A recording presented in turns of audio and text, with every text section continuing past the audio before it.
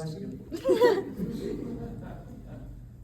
So yeah, I'm excited about the new book. I wrote it with my friend Chris Stroffolino, who is a poet. He's got about a dozen books out as well, which I would urge people to check out, find them and track them down. And he's also a musician. He's got about a half dozen albums out, some under his own name and then others in indie rock bands. Like he had one when he was in, when he first moved to Oakland, he was in a band called Continuous Peasant, which is a great name for a band.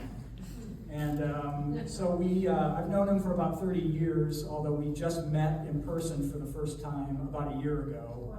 Wow. But so we've had an online correspondence, and we bonded over, obviously, poetry and music. So 2 years ago, around this time, Chris asked if I would be interested in collaborating with him on some poems about music. And I said, hell yeah. And so we spent about 6 months writing poems back and forth to each other with music as the focus. And at some point, we stopped writing, well, we continued writing whole poems, but we also started just throwing lines and stanzas at each other, and so we collaborated on poems as well. So after about 6 months, we decided to make a book out of it, and so we threw out about half the poems, and the remainder is about 1/3 his poems and 1/3 my poems, and then 1/3 the collaborative poems. So I'm going to stick to reading mostly my poems tonight. I'm going to read one collaborative one, but Chris is one of the things that I was excited about discovering through the collaboration was how our voices would blend together, because our poetic voices are so different. But it came out. It was really fascinating to figure that out and kind of participate in that whole process. So I'm going to read one of the collaborative pieces that we did because I think it achieves some kind of third voice that's both his and mine, but not quite either one. So but I'm going to mostly stick to my voice because I'm familiar with that one. So I'm going to start with 3 short ones that come toward the beginning of the book. They're not actually together in the book, but they are similar enough in tone and style that I kind of thought they would make a nice little suite if I read them all together. So, we contour the room with ears, and in hours, the echoes from the chambers of cello, violins, and viola, much as Beethoven would have heard them in his innermost. A slow rhapsody touches the ear and prisms into harmonies that shine off the page. Forever's blink, a blend of atavism and abandon, that elation in the spacing of notes. Intoned harmoniously with its phonemes, modal, nodal, effectively total, banding together in wonder to reflexively refract a sounded sign sequence, strumming attention across a tension. When it calls, all musy with dream, looking for a breath shape. This one's called Nocien, after a series of piano compositions by a guy named Erik Satie, who was alive at the beginning of the 20th century, actually at the end of the 19th and beginning of the 20th centuries. Wandering down taciturn semitones with Satie, I imagine him watching a slow procession of all things to world's end, determined to bear it witness in dignified sadness.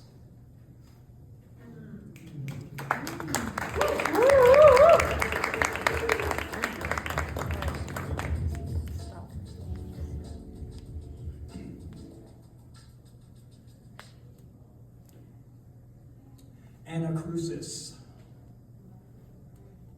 That moment of float when you realize the beat doesn't come down where you thought the one was. Spirits in the material world drive my car all along the watchtower until a hospitable drummer gives you some thing to lock onto. Take it easy, street fighting man. Rock and roll, me and my monkey. Tell me something good.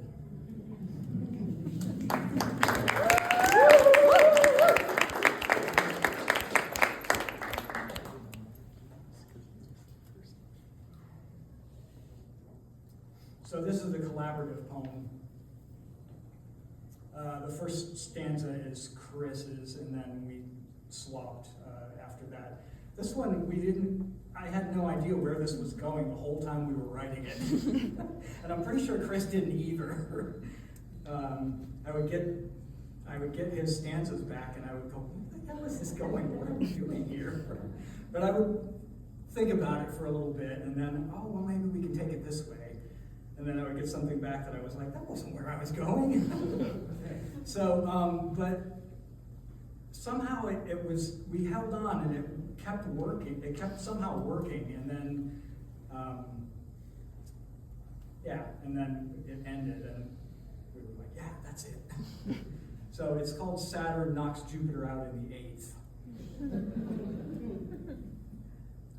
Singing into the microphone to create pretty shapes out of the flatlining Pro Tools screen may look good on paper, but when a funk musician and boxer meet up to debate politics on TV, are we in a boxing ring or a dance floor? You don't have to be a star to belt out the melody of the planets. The music of those spheres confers a sign onto each chromatic pitch in an unbroken zodiac tone circle that can double as dance floor or boxing ring. Thou too, melodic comet, may bring in divided party music your dancing relatives, your absolute relations, to float like a butterfly through breaks in chroma's ring, to sting signs into call and silent response, blue as space sizzles. A perching river, I hear you quiver, gif of water cycle and color wheel, line dancing on Soul Train. We kept a-rolling with the punches all night long, roped in some dopamine for the mice elves, and took notes to the ruler of each house in a semiotic blizzard. Our mission made of training for a solar conjunction at an Aquarian Age cage match. And though the singer's dropped mic skips like a needle through the solar system's warped album, the musician and boxer find the groove to the anti-war song Stuck in Mars, in Mars, Mars, Mars, till the break becomes infectious as Earth.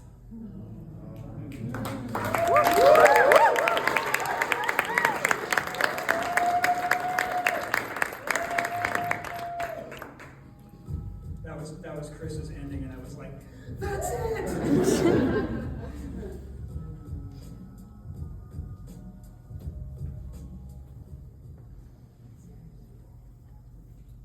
And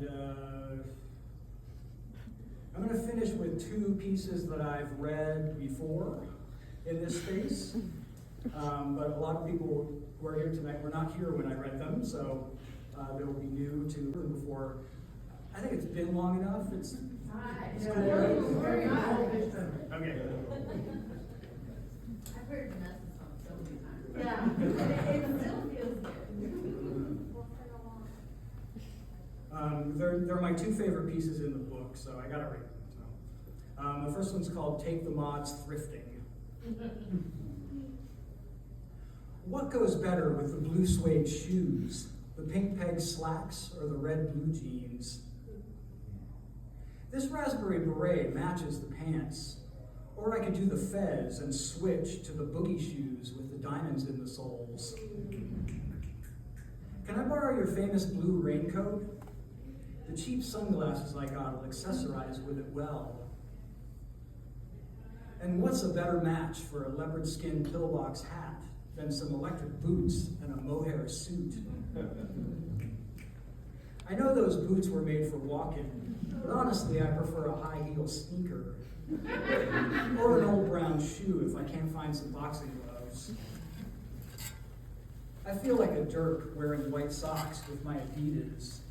But when Goody Two Shoes rocks those hot pants, it's goodbye pork pie hat, hello vicar in a tutu.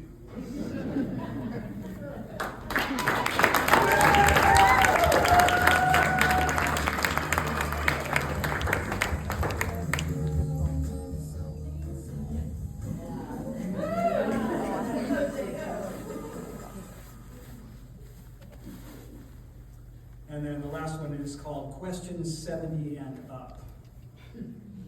It was originally several discrete poems, and then I kind of turned it into a medley, a la Side 2 of Abbey Road. Would Boston and Chicago share a bill in Kansas?